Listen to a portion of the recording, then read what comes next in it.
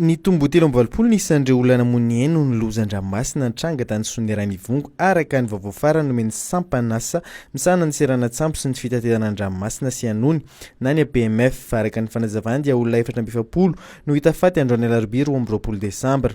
Toerana maro no niparitahan'ireo razana ireo dia tany Anjahana, Ankoalabe, Vatolava ary Kaskady araka ny fanambarana nataon'ny APMF miisa 330 araka izany ny fitambaran'ireo olona hita tamin'ireo 430 no tadiavina. Ka ny 320 no namoy ny ainy ary ny 50 no avitra somatsara.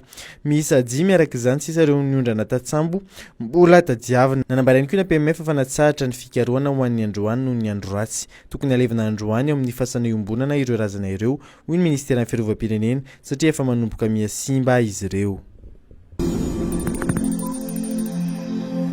Manentana ny mponina any amin'ny faritra Alaotra-Mangoro ampiasa ny rano amin'ny tokony ho izy ny sampana famantarana ny toetr'andro any an-toerana. Tokony ho hitsitsina araka izay izao taona rano satria mety tsy dia hisorohana firy amin'ny volana febroary 2020 sy 2021 araka ny nambarany. Natao ity Miantso ity mba hanetanana ireo mponina hitantana sy handrindra ny fampiasana rano mandritra ny volana Desambra sy Janoary.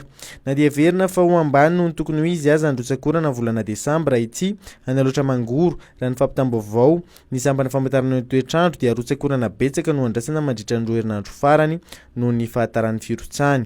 Mihevitra ihany koa ny avy eo amin'n'ivon'ny sampana famantarana toetr'andro ny Alaotra-Mangoro fa mety ho ambony no ny tokony ho izy ny rotsakorana any an-toerana amin'ny volana Janoary. Toy ny isaky ny fety dia nitondra ny anjara birikiny hanampina ireo ankizy sahirana ny orinasa agrikoba hiatrehana ny fetin'ny Noely sy ny taom-baovao. Nanolotra koba fentso 4 fonosana ho an'ny fitaliavana ny raharaha sosialy sy politika ny agrikoba avy amin'ny vondrana Invizo androany alarobia.